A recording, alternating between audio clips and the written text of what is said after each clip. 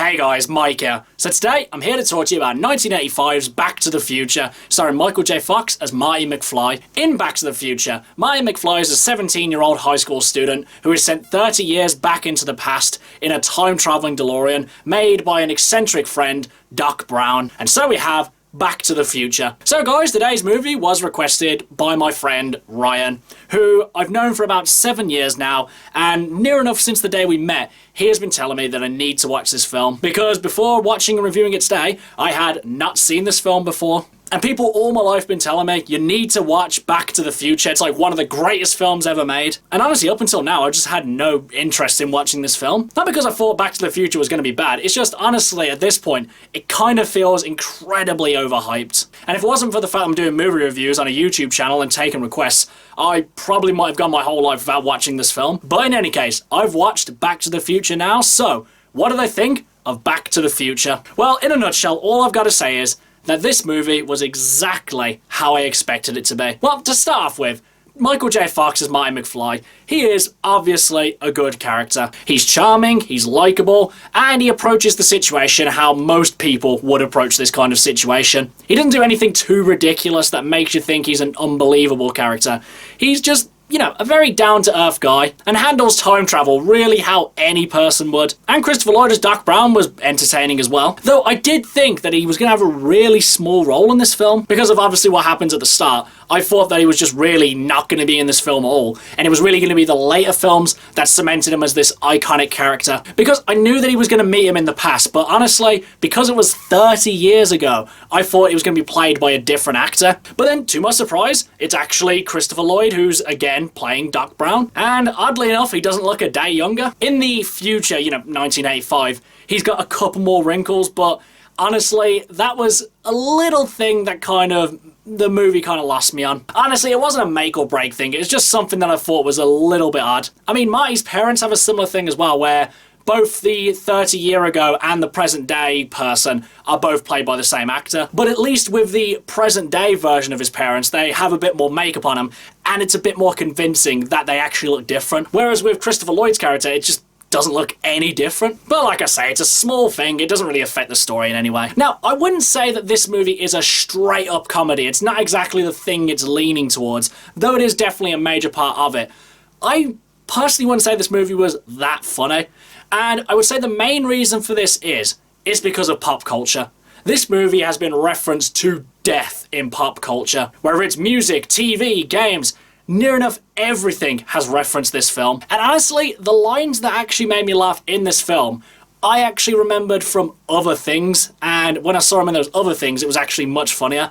Probably because it was the first time I was hearing it, but more for the fact I felt they put a bit more of a funnier twist on it. But honestly, the line in Back to the Future where Doc asks Marty, who's the president, and he says Ronald Reagan, he's like, Ronald Reagan? The actor? But honestly, for me, I remember it being funnier in Family Guy, which is actually where I first heard that line, when Peter goes back to the 80s, and he hears Ronald Reagan talking on the radio, and he says, Ronald Reagan, the actor? He's president?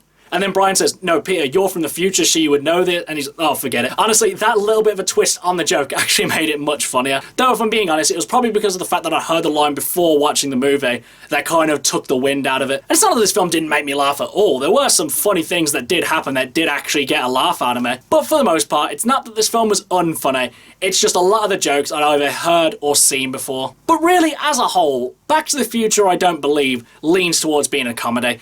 It's just a fun family movie. And it's not really a family movie in the sense of that it just deals with childish themes, and this movie's aimed at children and the parents kind of have to just sit through it. This is a movie that is accessible to everyone. And honestly, with a concept of time travel, it manages to make it so accessible and really easy to understand. Though obviously, with a time travel film, there are going to be one or two plot holes. Some which are blazingly obvious, and then some you probably really have to start to think about in order to kind of see like, oh, that doesn't really make sense. But honestly, all these things are just so inconsequential because it doesn't affect the flow of the story, it doesn't distract you.